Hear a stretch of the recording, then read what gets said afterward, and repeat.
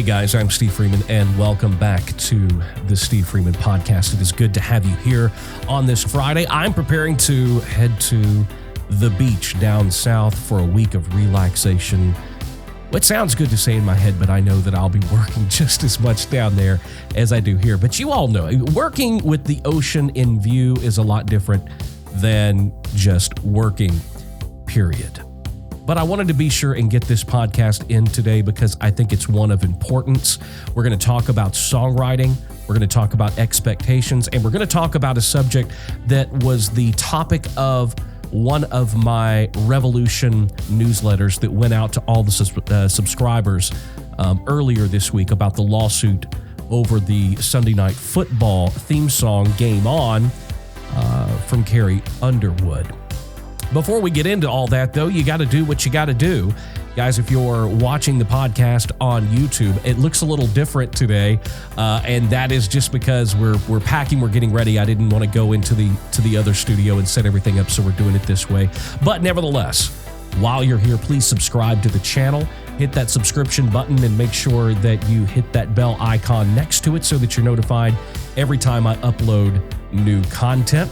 Also, don't forget to follow me across social media at The Steve Freeman on all social media platforms. We've even got a brand new Facebook page just for the Steve Freeman Podcast, and you can find that on Facebook. And speaking of the Revolution, if you haven't already, sign up for my weekly newsletter, The Revolution. It's absolutely free. I don't sell or give your information to anybody. It's just between you and me. But it's a great source of information for things like that are going to be the topic of today's podcast. You can find and join the Revolution. Sign up for it at my website, thestevefreeman.com or thestevefreemanpodcast.com. All right, let's jump into it. So there was an article that got posted, and I, of course, saw it all across social media the other day, and that is, here we go again. There is another lawsuit, another songwriter, team of songwriters suing an artist for, quote unquote, stealing their song. This suit stems from the Sunday Night Football theme song from Carrie Underwood, Game On. And those of you that are football fans like me, you're very familiar with that song. It has a wide audience. Millions and millions of people hear it every week. So it is kind of a big deal. And let's face it, lawsuits don't get filed over songs that aren't big or aren't generating revenue. It's just not the way things work. But in this case, it's all too familiar. What you see is some songwriters suing Carrie Underwood, NBC, and the NFL over this song because earlier, this same songwriting team and this artist who had written this song called Game On had actually pitched it to Carrie Underwood and her team. So what you've got in this lawsuit is, and you can go research and you can find both of these songs. And a lot of these, like Fox News, I believe, had it where they put videos for both of those songs back to back. You can listen to them and determine on your own whether you think that they have a case here. Listening to it myself and being involved in these sort of things, it's very difficult to prove. And we'll get into that. But the linchpin of this case is really about that Carrie's team did have access to this song. They do sound very similar. They're different in other aspects, but the title's the same, kind of the melody structure is the same. And then you add in that element that Carrie Underwood's team had heard this song, had heard the version that was pitched. And so here we go with another lawsuit. Now, before I get into how I want to address you guys and tell you how you need to prepare yourself and what steps you need to take, I do want to talk a little bit about the legal aspect of this because, like I said, it is extremely, extremely hard to win one of these type of cases because you have to hire a musicologist, and yes, that is a real thing. And those musicologists, the plaintiff will hire one, the defendants will hire one, sometimes they hire multiple. But what they're going to do is they're going to analyze these two songs. And in order for this case to move forward and even have a chance at winning this case, these musicologists are going to have to find enough unique identifiers that both of these songs share to prove that this song wasn't stolen, but that it is, in fact, an original composition by Carrie Underwood and her team. Now, Nashville songwriters and people in the music industry, they know what those unique identifiers are, and they've gotten really, really good at listening to other content, or at, let's give them the benefit of the doubt, and let's just even say being inspired by other works. They know what they have to change, the exact amount of the things they need to change for it to be considered not stolen, but an original composition. That leads me into talking about how it affects us as songwriters and things that those of you that want in this business that you need to know. The first of those things is that it is easier for a record label to steal your song than it is to actually be creative and come up with one on their own. It's a sad fact, but it's true in our business. One of the things that I went through and I talked about in the Revolution newsletter this week was how things have changed. And the music business is completely different than it ever used to be. And it's not ever going to go back to the way that it was before. Then that's something that you've got to realize. There used to be a lot more money to go around. And there used to be almost two sides of the business. You had the record label side of the business, which signed the artist, did the marketing, did the promotion, and sold the product.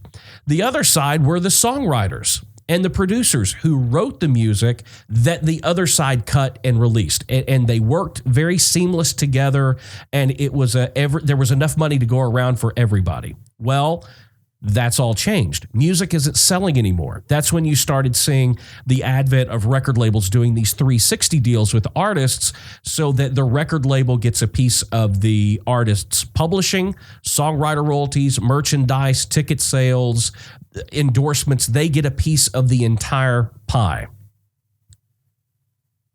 And it's smart for them. I mean, when you think about capitalism and you think if you were the record label and you wanted to be successful, that's exactly what you would do too. So I can't fault them for doing it. Is it hurting the songwriting business? It is absolutely hurting the songwriting business, and it's actually making it impossible to advise someone to have a career in just songwriting. That's why I encourage every artist that I work with or every songwriter that I work with, be your own vehicle, because the days of writing songs as an outside songwriter and getting any cut that matters that's going to generate any kind of revenue or buzz to get you on that inner circle of being one of the go-to songwriters is very slim. It's slim to none, and Slim just left town, because here's the way things work now. And you're not going to want to hear this, but it is the truth, and you've got to understand, you've got to know what you're up against so that you can approach the business properly. Here is the way that it works now. Because there are no longer those two sides of the music business, the people who create it and the people who sell it. Now it's all one thing. Every major record label, whether it's Warner Brothers or Sony, Universal, you could even throw Big Machine in there. All of these major labels have affiliated and sister publishing companies. Each one of those publishing companies is signing songwriters. Take Sony, for example. They have Sony ATV. Here in Nashville, Sony ATV probably has 200, 250, maybe more. I don't know. It's been a while. Songwriters signed to Sony. So think about it from the record label's perspective for a second. If you've got and you've signed and you're paying all of these songwriters to write songs, why would you not have the artists that are signed to your record label cut the songs that are written by the songwriters that are signed to your same publishing company? That way, all of the money flows back into one spot. And again, another example, from their point of view, why in the world would they want to cut your song and give you a 25% or 33% or 50% stake in the publishing revenue and royalties of a song when they can cut a song that was written by one of their in-house staff songwriters and they make all the money? Now, as a songwriter, that's depressing, and you think, oh, well, how do I ever have a chance? That's what I'm trying to tell you. Those chances are slim to none.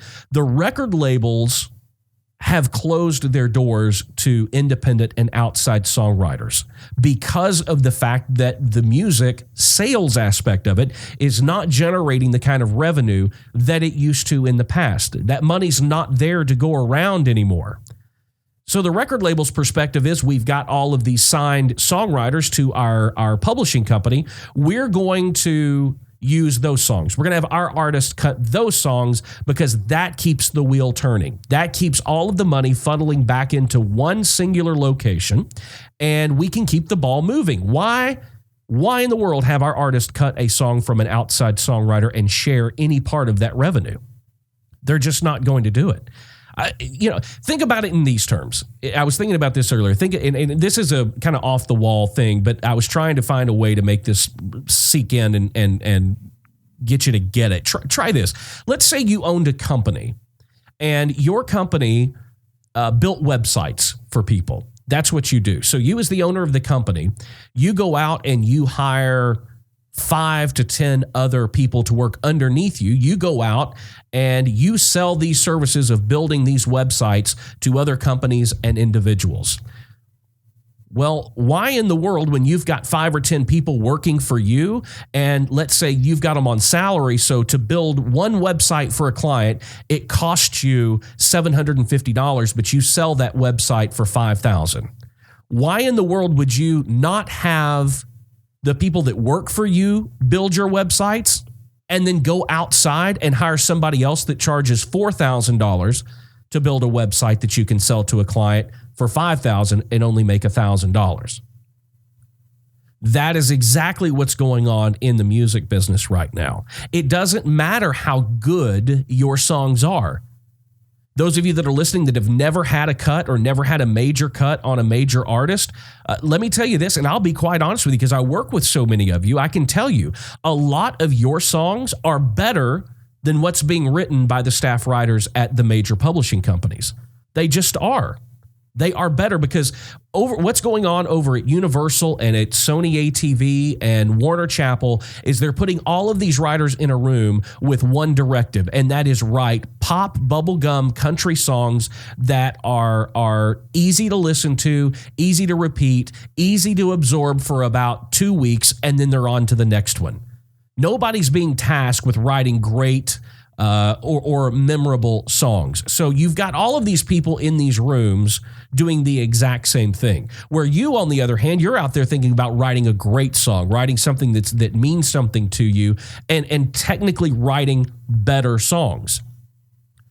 But better doesn't matter anymore. I keep saying that and people keep not listening to me.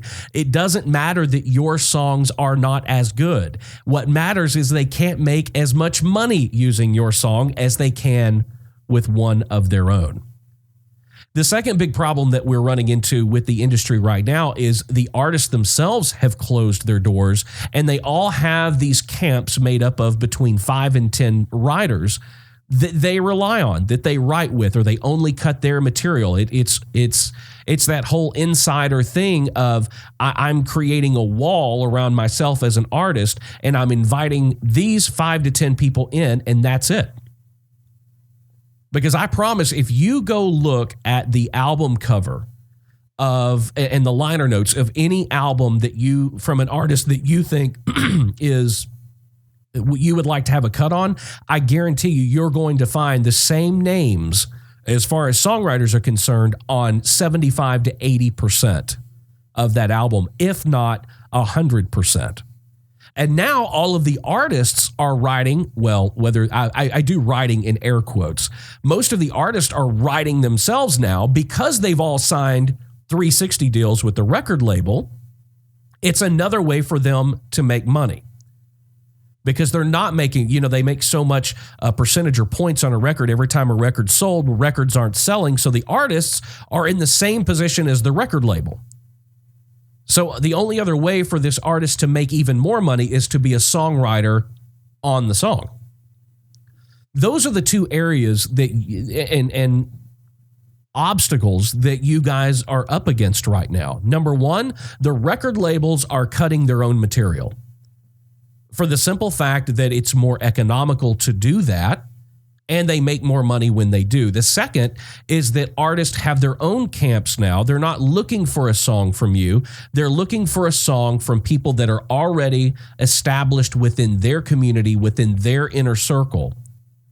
Whether it be because they've had success together or whether it be take Luke Combs, for example. None of the songwriters that have written any of his hits to this point were necessarily known hit songwriters in town, but they were his buddies. They're the guys that he grew up with. They were there with him in the beginning, and he's one of these guys that's ultra loyal, and he's going to stick with the ones, he's going to dance with the ones that brung him. And that's admirable.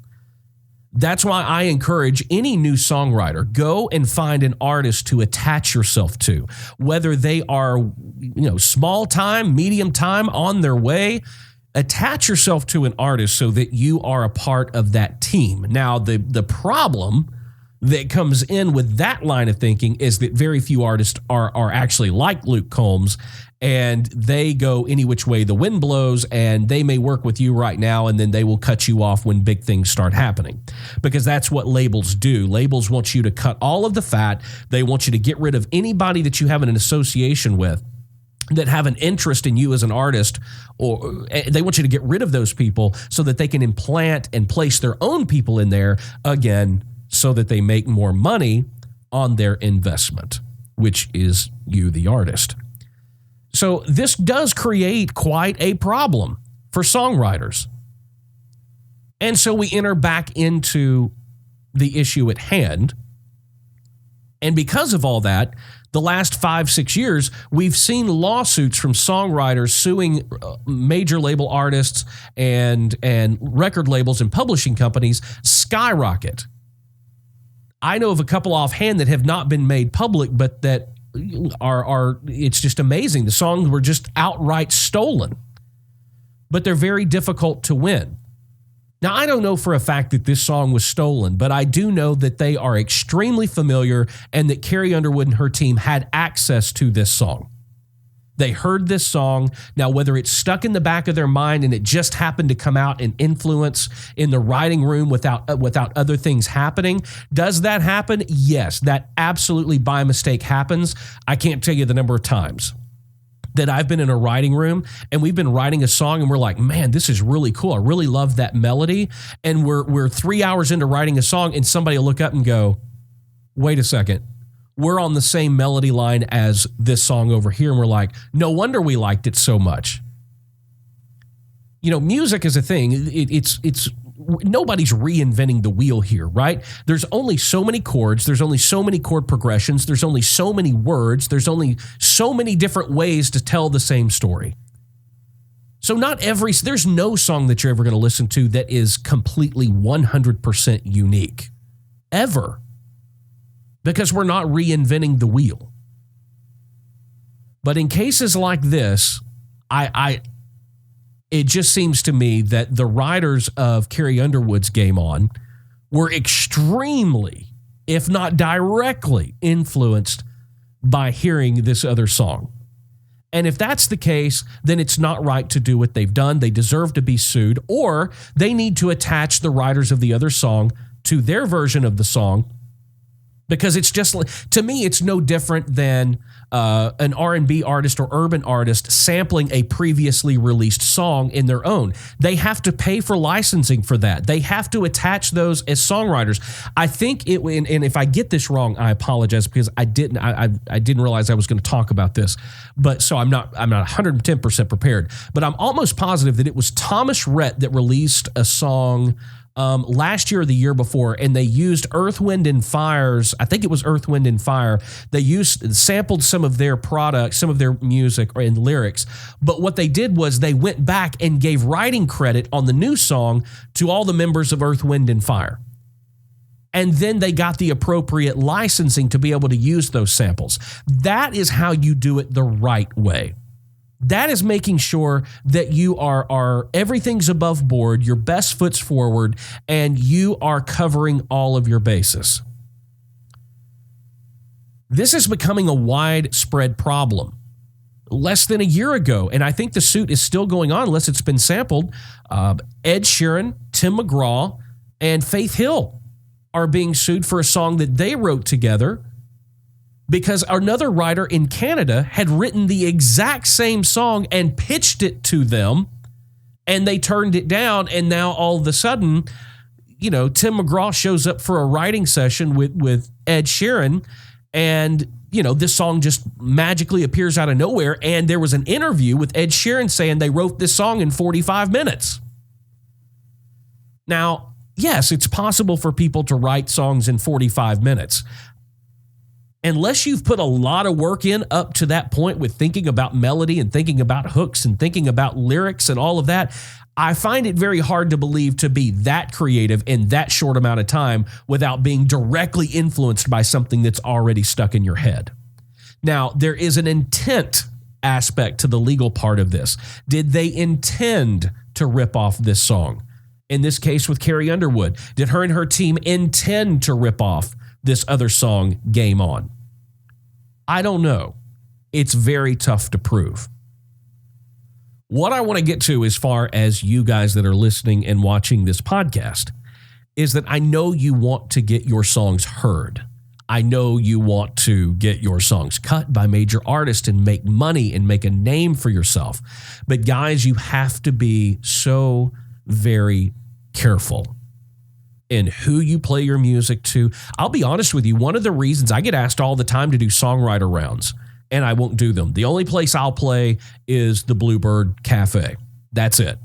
I do not go out and play rounds anymore because I don't want my material that hasn't been cut yet out there because it's widely known. Other writers and producers go to writers rounds and they listen to these songs and things that they find great, they get influenced by them.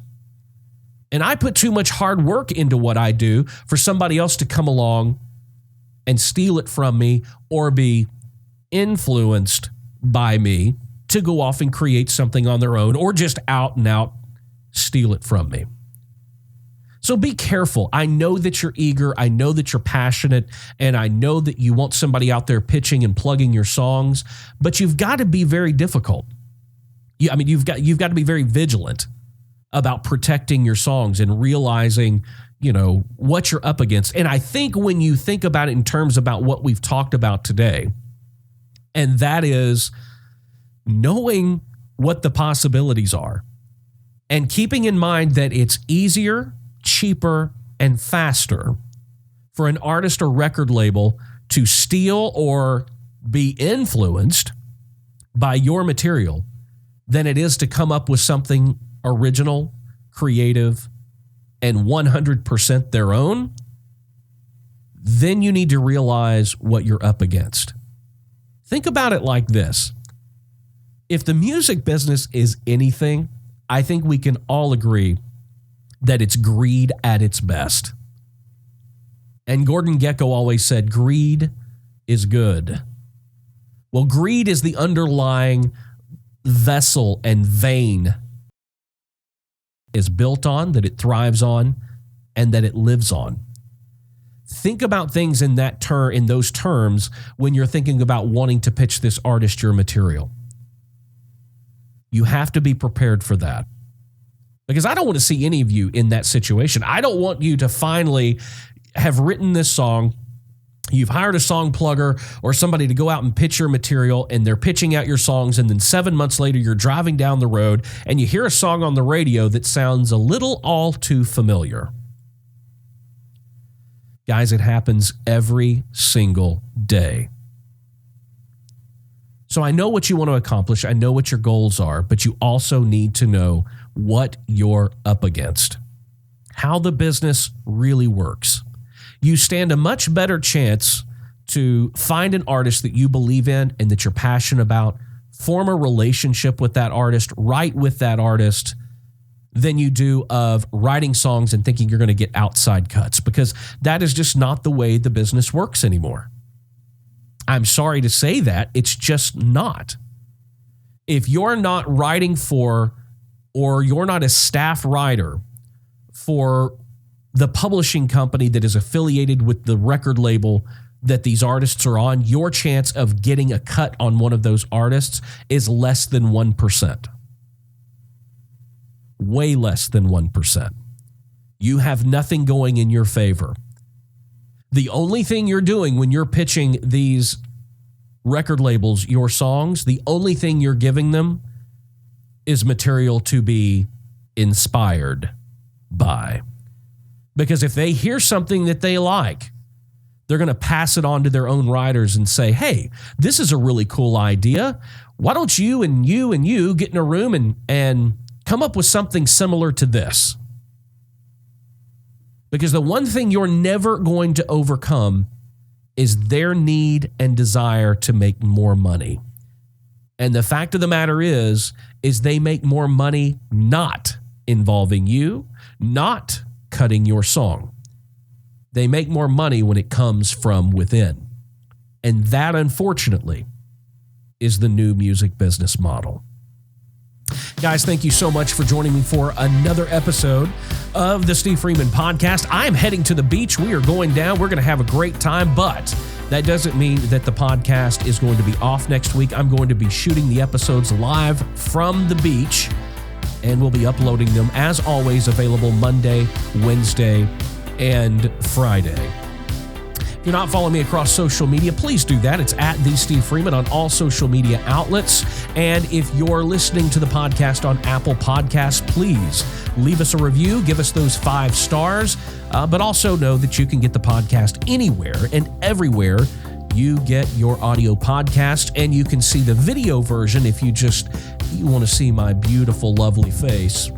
Then you can do that. They're always uploaded to YouTube and Twitch as well. If you want to join the revolution, which is where the topic for this whole thing started, you can join it at my website, thestevefreeman.com or thestevefreemanpodcast.com. You can also join it from any of the links in my bios on social media as well. Guys, as always, keep being creative, keep pressing the boundaries, and there's nothing wrong with being independent. See you in the next one. Last night I was screaming out loud, California.